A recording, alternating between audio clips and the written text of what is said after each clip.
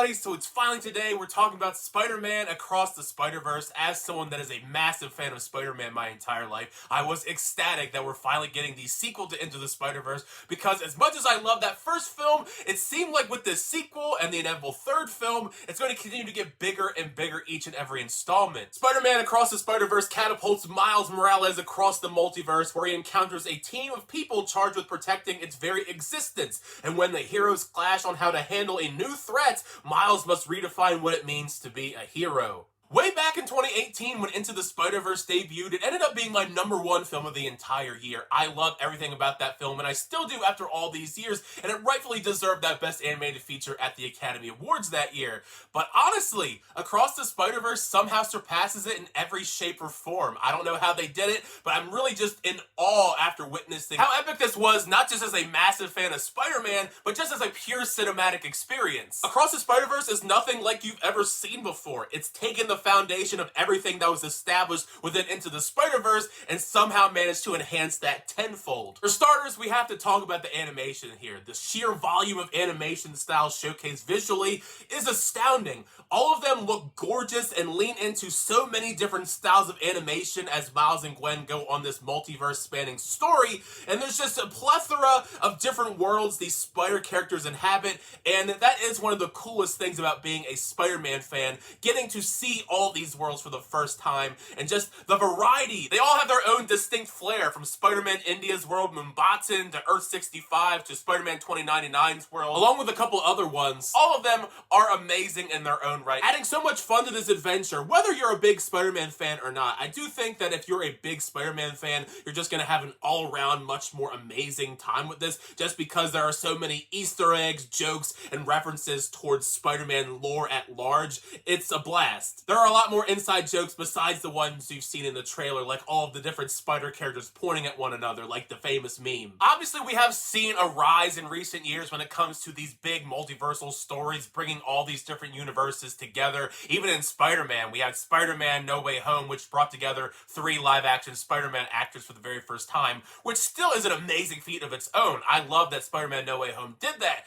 but not to drag No Way Home a little bit, but compared to Across the Spider-Verse, just on the sheer volume of different Spider characters, this movie blows No Way Home out of the water when it comes to that aspect. This is a Spider-Man fan's dream, getting to see all of these variations of Spider characters on screen, all within one film. I believe they were quoted as saying there's 280 different Spider characters of various species and genders, and variations on popularity, from Spider-Man 2099 to Scarlet Spider, and you have Jessica Drew, and then some other ones that might not be as well known to mainstream fans, like Spider-Cat, Spider-Bite, Spider-Rex, which is a Spider-Man that is a Tyrannosaurus Rex. There even are some Spider characters in this that have not been revealed yet. They've been hidden from the marketing, which I'm not going to spoil, but I think you're going to be very excited when they do pop up in this. But despite how many different Spider characters there are in this, the movie finds a way to be extremely well balanced. Miles and Gwen still are put front and center in the story, and it's beautifully done how their story and relationship matures in Across the Spider-Verse. I especially love where we take Miles Morales' character in Across the Spider-Verse. I think he has a great arc just due to the level of heart behind it, building upon the themes from Into the Spider-Verse and coming into his own as a character while getting more awesome moments to shine as Spider-Man. Between the stuff with him as Spider-Man and the emotional stuff involving his family,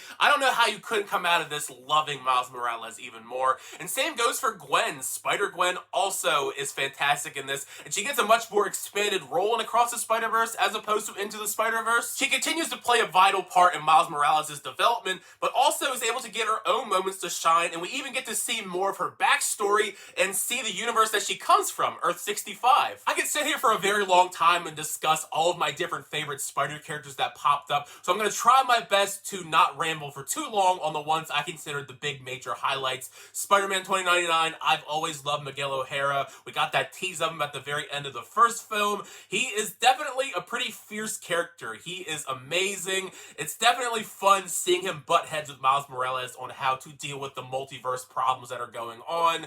Issa Rae as Jessica Drew also was a lot of fun. Spider-Man India also was another major standout. He's not a Spider character I'm as familiar with compared to a lot of these other ones like Scarlet Spider.